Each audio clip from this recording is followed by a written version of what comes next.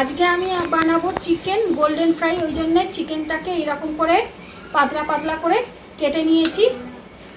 এতে দিয়ে দেবো আমি পরিমাণ মতো নুন, গোলমরিচ গুঁড়ো, হলুদ গুঁড়ো, লঙ্কা গুঁড়ো, লেবু,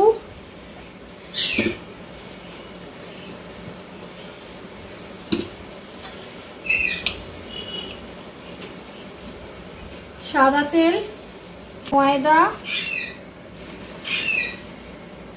অ্যারারুট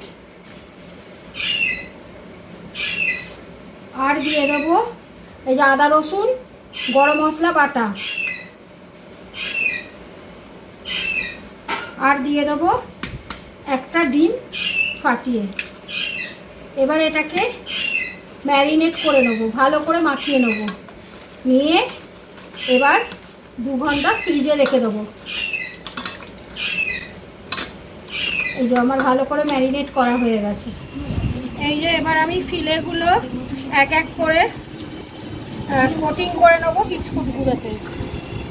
এই যে এইরকম করে নিয়ে বিস্কুট গুঁড়োর মধ্যে দিয়ে হালকা কোটিং করে নেব।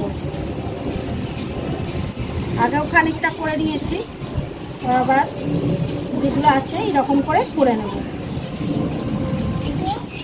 আমার সবকটা বিস্কুট গুঁড়োতে বিস্কুট গুঁড়ো লাগিয়ে রাখা হয়ে গেছে। এবার এগুলো আমি রেস্টে রেখে দেবো 2 ঘন্টার জন্য ফ্রিজে। এই যে যেইগুলো আমি ফ্রাইগুলো গড়ে রেখেছিলাম সেগুলো আস্তে আস্তে আমি কড়াইতে দিয়ে দেবো, দিয়ে ভাজবো।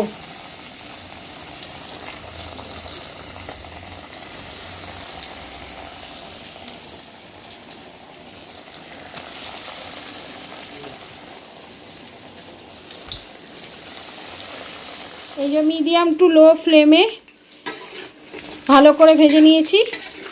গোল্ডেন কালার এলেই এরকম গোল্ডেন কালার এলেই তেল থেকে ছেঁকে তুলে নেব।